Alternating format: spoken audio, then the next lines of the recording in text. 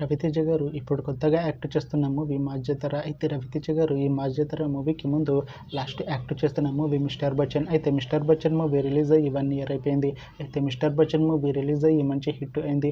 అయితే మిస్టర్ బచ్చన్ మూవీతో రవితేజ గారికి ఒక మంచి హిట్ వచ్చింది.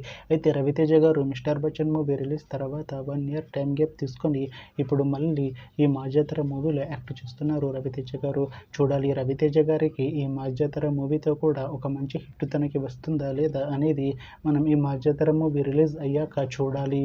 అయితే మాజ్యతర మూవీలో హీరోయిన్గా యాక్ట్ చేస్తున్నారు శ్రీలీల గారు. అయితే శ్రీలీల గారు ఈ మాజ్యతర మూవీకి ముందు లాస్ట్ యాక్ట్ చేస్తున్న మూవీ జూనియర్. అయితే ఈ జూనియర్ మూవీ ఈ మధ్య రిలీజ్ అయింది.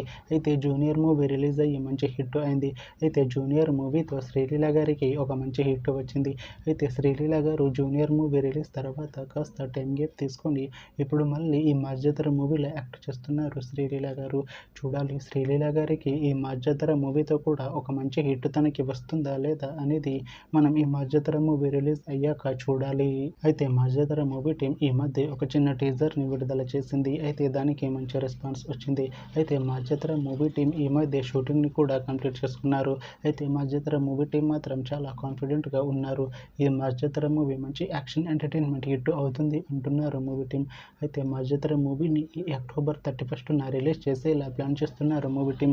చూడాలి మాజ్యతర మూవీ రిలీజ్ అయ్యాక మంచి హిట్ అవుతుందా లేదా అనేది మనం ఈ మాజ్యతర మూవీ రిలీజ్ అయ్యాక చూడాలి.